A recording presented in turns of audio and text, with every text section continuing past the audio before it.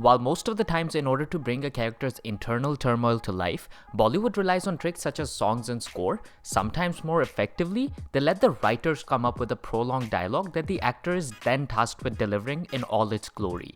Hello guys, welcome to Filmanter, and for today's list, we'll be taking a look at some of the most hard-hitting speeches from our recent cinematic history that successfully elicited the exact audience reactions that they aspired to induce. Before we begin, please make sure to subscribe to Filmanter if you haven't already, and press the bell icon to never miss an update. With that out of the way, this is Amir, and here are 10 most powerful monologues from the 21st century.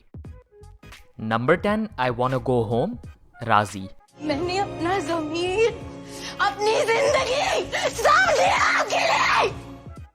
Like an innocent little girl who didn't like things not going her way, Alia Bhatt Sehmat cries her eyes out during the climax of Raazi, pleading to be sent back home.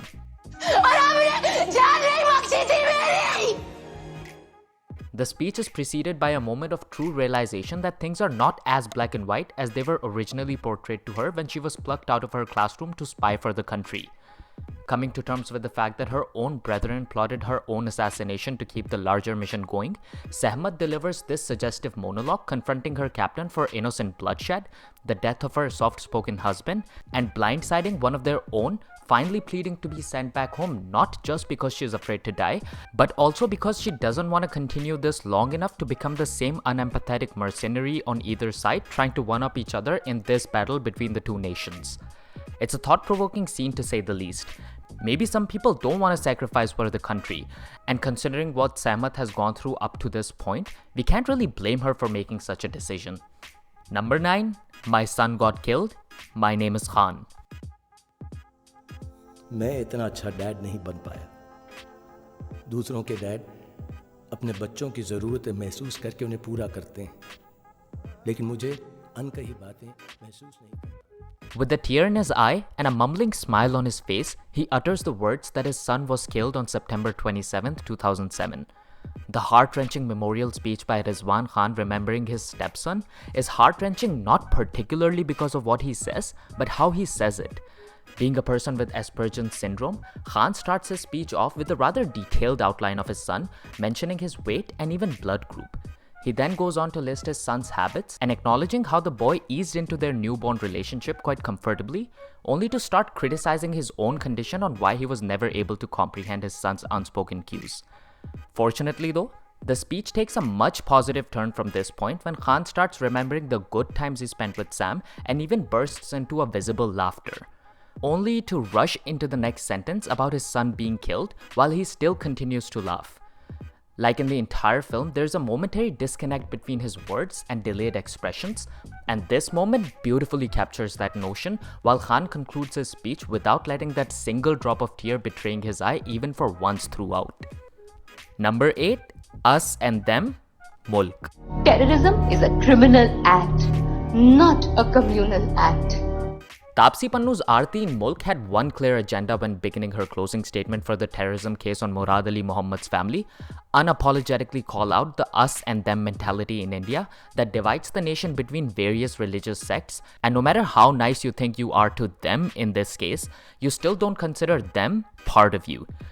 This is a dialogue about prejudice, and the lawyer talks about how the world is dividing people based on their religious beliefs instead of uniting them based on their humanity. Giving the example of Gandhi's assassination at the hand of a person rather than a Brahmin, Aarti clarifies that terrorism is a criminal offense, not a communal one, for which the entire community is wrongfully held responsible for. The sensitive monologue works at all levels, not just because of Taapsee's impeccable delivery, but more importantly because the us and them mentality is not a fictional phenomenon. Number 7, Bloody Democracy in Shaurya. और करना है तो इनकी कौम का सफाया करो. That's what we want. Bloody democracy. Imagine a courtroom testimony so inversely impactful that it immediately turns the entire case against you. But believe it or not, that's exactly what happens during the climax of Shaurya when the prolific brigadier Rudra Pratap Singh, in the heat of the moment, confesses his part in the army-led communal genocide that leaves us all disgusted of the decorated brigadier, but in absolute love with the actor KK Menon both at the same time. During the closing moments of Captain Javed Khan's court-martial, defense summons the brigadier as the last resort. But to everyone's surprise, Singh doesn't hold back on anything. Bloody democracy. Extreme hatred in his eyes, his face blushing with communal blood, his anger taking over his breath, and the outright venom dripping from his mouth, everything pointed to a deep-rooted ideology so aggressively powerful in his head that he finds it quite justifiable to kill each and every Muslim within the country. At least justifiable enough to say it out loud in the courtroom, and even gets surprised when the same testimony predictably turns against him. It's one of the few speeches ever in Bollywood that uses reverse psychology to make us feel a certain way, and it's perhaps the most effective of them all. Number 6, a wedding toast, English Winglish.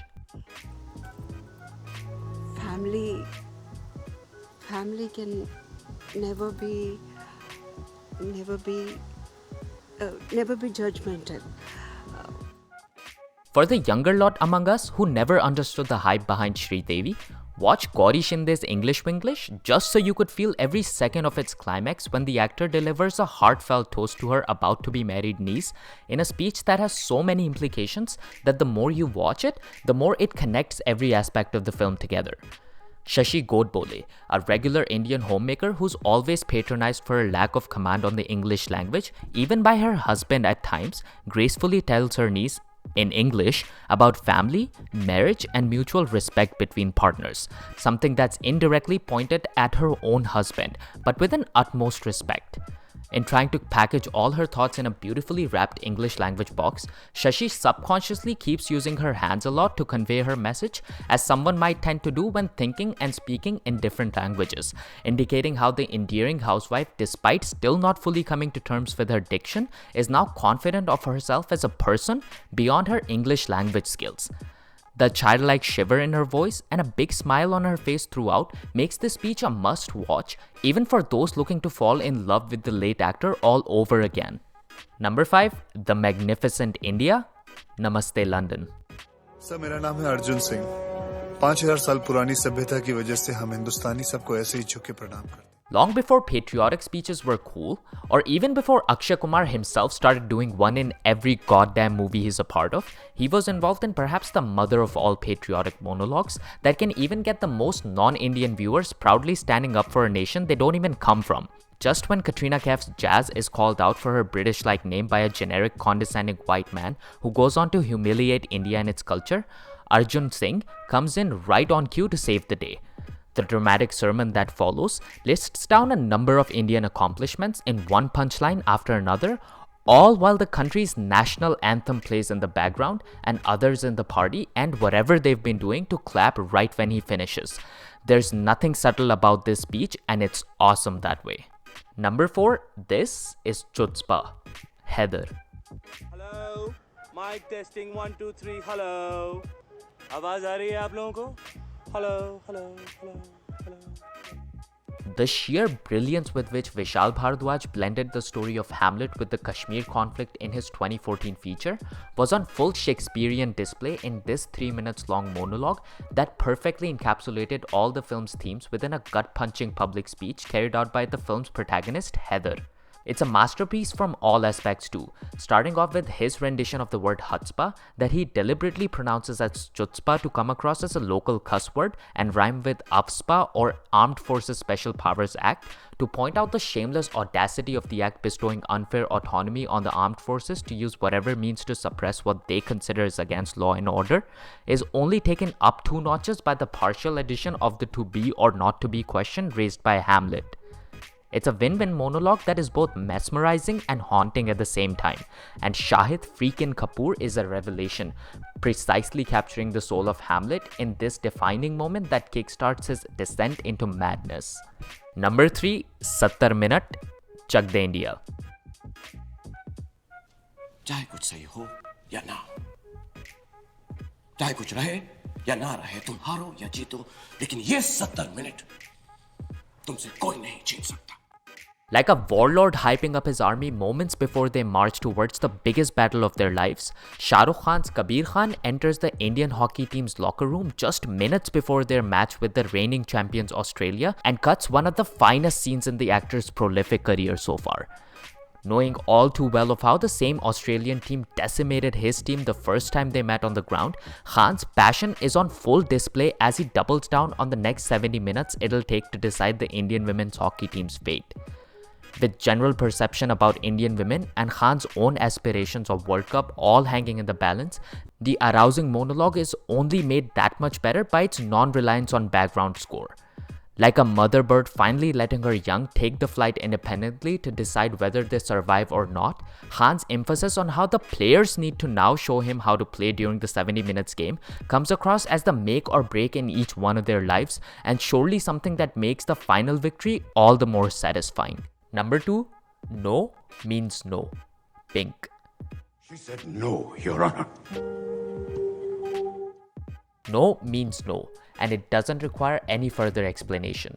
When a girl says no, you stop, whether it be your friend, girlfriend, or even your wife. The closing statement by lawyer Deepak Sehgal in Pink is arguably the most relevant remark in this entire list and therefore sits near the top. It not only sums up the entire courtroom case on display, but also the entire film, and it did so in the simplest of ways possible. Something that ended up becoming its biggest strength when the movie released and was seen by men from different strata of society. Without diverting into being preachy, the speech just centered around how consent from the opposite sex is the most important thing, and though from the film's context it was meant to address sexual violence against women, the monologue is relevant for many other daily circumstances in isolation too.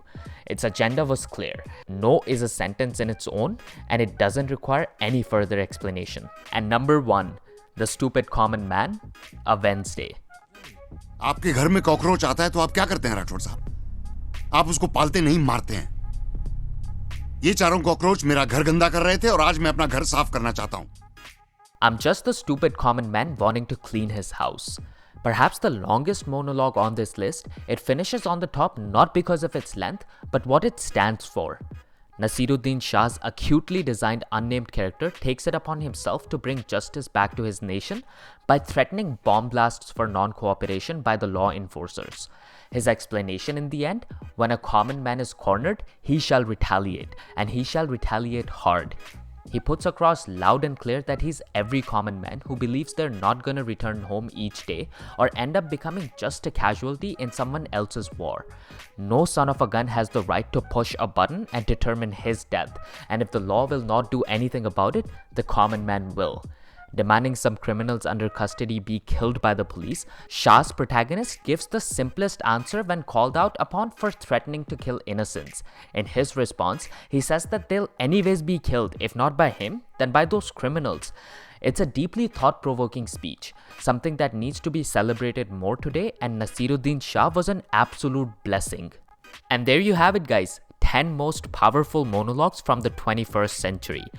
Did we miss any of your favorites? Let us know in the comment section down below. Please give this video a big thumbs up if you liked it, and hey, while you're at it, please subscribe to Filmanter for more such content ahead. With that out of the way, I hope you have a safe week ahead. My name is Amir, and I will see you soon.